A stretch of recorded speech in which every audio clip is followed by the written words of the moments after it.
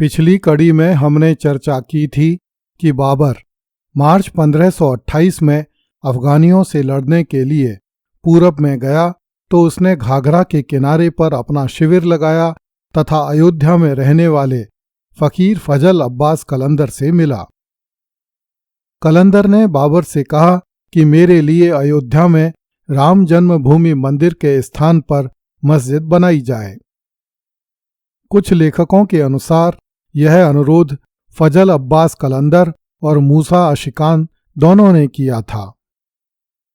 महात्मा बालकराम विनायक ने अपनी पुस्तक कनक भवन रहस्य में लिखा है कि बाबर के शिया सेनापति मीर बाकी ने 1528 ईस्वी में अयोध्या की तरफ अभियान किया। बाकी ने मंदिर पर चढ़ाई की। 17 दिनों तक हिंदुओं से लड़ाई होती रही। अंत में हिंदुओं की हार हुई। कुछ अन्य लेखकों ने लिखा है कि भाटी नरेश मेहताब सिंह तथा हंसवर नरेश रणविजय सिंह ने अयोध्या में मीर बाकी का मार्ग रोका। उनका नेतृत्व हंसवर के राजगुरु देवीनाथ पांडे ने किया। सर्वप्रथम राजगुरु ने ही अपनी सेना के साथ मीर बाकी पर आक्रमण किया। वह स्वयं भी तलवार हाथ में लेकर मीर बाकी के सैनिकों पर टूट पड़ा। मीर बाकी ने छिपकर राजगुरु को गोली मारी। हिंदू सैनिक तलवार लेकर लड़ रहे थे जबकि मीर बाकी ने तोपों और बंदूकों का सहारा लिया। लखनऊ गजट के लेखक कनिंघम के अनुसार इस युद्ध में 1,74,000 हिंदू सैनिकों ने प्राणों की आहुति दी। हालांकि यह संख्या बहुत अधिक लगती है, किंतु कनिंघम ने लखनऊ गजट में यही संख्या दी है। इस युद्ध में मीर बाकी विजयी हुआ। उसने राम जन्मभूमि पर एक मस्जिद का निर्माण करवाया। लाला सीताराम बीए ने लिखा है कि जब मीर बाकी ने राम जन्मभूमि मंदिर के भीतर प्रवेश करना चाहा तो मंदिर का पुजारी चौखट पर खड़ा होकर बोला कि मेरे जीते जी तुम भीतर नहीं जा सकते। इस पर मीर बाकी झल्लाया और तलवार खींचकर उसे कत्ल कर दिया। जब मीर बाकी मंदिर के भीतर गया तो उसने देखा कि मूर्तियां नहीं हैं, वे अदृश्य हो गई हैं। मीर बाकी पछता कर रह गया। कालांतर में लक्ष्मण घाट पर सरयू जी में स्नान करते हुए एक दक्षिणी ब्राह्मण को ये मूर्तियां प्राप्त हुईं। वह बहुत प्रसन्न हुआ और उसने स्वर्ग द्वारम मंदिर में उन मूर्तियों की स्थापना की। लाला सीताराम बीए ने लिखा है कि इस मंदिर के ठाकुर काले राम जी के नाम से प्रसिद्ध थे। इसमें एक बड़े काले पत्थर पर राम पंचायतन की 5 मूर्तियां खुदी हुई थीं। मीर बाकी बेग ने मंदिर की ही सामग्री से उसी स्थान पर एक ढांचे का निर्माण करवाया। इस ढांचे के भीतर 12 और बाहर फाटक पर 2 काले कसौटी पत्थर के स्तंभ लगे हुए हैं। केवल ये 14 स्तंभ ही अब प्राचीन मंदिर के स्मारक रह गए हैं।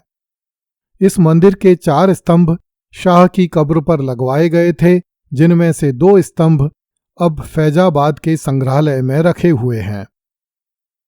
लाला सीताराम बीए ने लिखा है कि जब मूसा आशिकान मरने लगा तो उसने अपने चेलों से कहा कि जन्म स्थान मंदिर मेरे ही कहने से तोड़ा गया है, इसके 2 खंभे बिछाकर हमारी लाश रखी जाए और 2 खंभे हमारे सिरहाने गाड़ दिए जाएं। मूसा के चेलों द्वारा ऐसा ही किया गया। मीर बाकी ने इस ढांचे के फाटक पर 3 पंक्तियों का एक लेख लिखवाया, जिसमें लिखा था, बना में आंके दाना हस्त अकबर के खालिक जुमला आलम लाम कानी, हरूदे मुस्तफ़ा बाहज सतायश की सरवर अंबियाए 2 जहानी, फिसाना दर जहां बाबर कलंदर की शुद्ध दौरे गेत कामरानी। अर्थात उस अल्लाह के नाम से जो महान और बुद्धिमान है, जो संपूर्ण जगत का सृष्टिकर्ता और स्वयं निवास रहित है। अल्लाह के बाद मुस्तफ़ा की कथा प्रसिद्ध है, जो दोनों जहान और पैगंबरों का सरदार है। संसार में बाबर और कलंदर की कथा प्रसिद्ध है, जिससे उसे संसार चक्र में सफलता मिलती है। इस ढांचे के भीतर भी 3 पंक्तियों का एक लेख था, जिसमें कहा गया था, बकर मुँह दे शाह बाबर की अहलश, बनाइस्त ताकाखे करहूं मुलाकी, बिना कर्द महबते को हसियां अमीरे, साहत निशा मीर बाकी, बुह खैर बाकी यूं साले बिनायश। अर्थात बादशाह बाबर की आज्ञा से जिसके न्याय की ध्वजा आकाश तक पहुंचती है, नेक दिल मीर बाकी ने फरिश्तों के उतरने के लिए यह स्थान बनवाया है। उसकी कृपा सदा बनी रहे। इस लेख के आधार पर हिंदू मानते हैं कि इसमें वर्णित फरिश्तों के उतरने के स्थान का आशय श्री राम जी की जन्मभूमि से है, जबकि मुसलमानों का यह मानना है कि यहाँ जिन फरिश्तों के उतरने के लिए स्थान बनाया गया है वह मस्जिद है, न कि मंदिर। यह स्थान इस्लाम में वर्णित उन फरिश्तों के लिए है जो धरती पर अल्लाह का संदेश लेकर आते हैं। इस लेख को बाद के वर्षों में तोड़कर वहीं पर पटक दिया गया, किंतु इसके टुकड़ों से इस इमारत को बनाने का वर्ष 935 हिजरी भी ज्ञात हो जाता है। चूंकि इस शिलालेख में बाबर के आदेश का उल्लेख हुआ है, इसलिए इस इमारत को बाबरी ढांचा कहा जाने लगा। इस मंदिर को फिर से प्राप्त करने के लिए हिंदू 500 सालों तक संघर्ष करते रहे और अपने प्राणों का बलिदान देते रहे, किंतु मंदिर को वापस नहीं ले सके।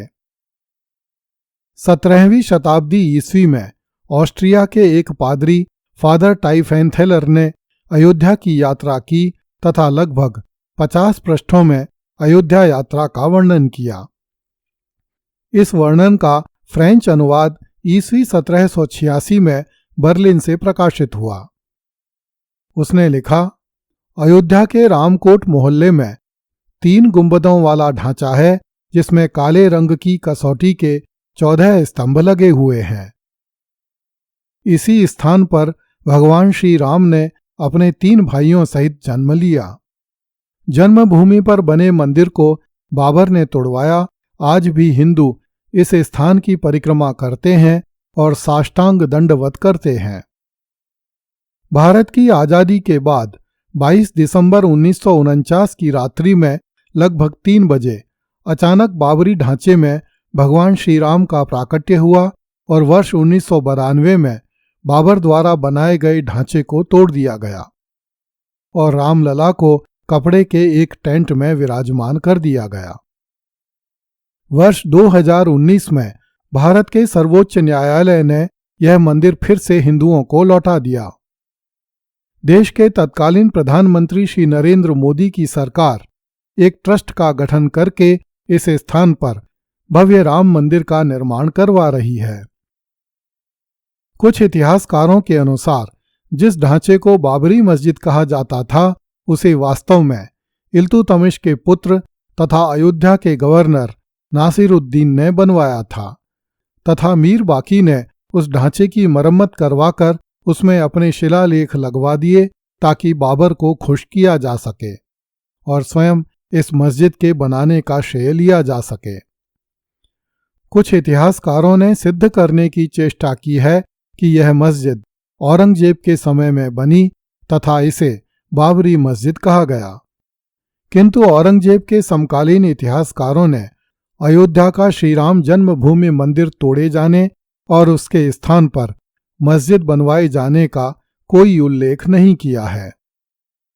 अगली कड़ी में देखिए, बाबर रूपी चिड़िया दिल्ली सल्तनत रूपी दाना चुग चुकी थी। कृपया इस चैनल को लाइक, सब्सक्राइब एवं शेयर करें। धन्यवाद।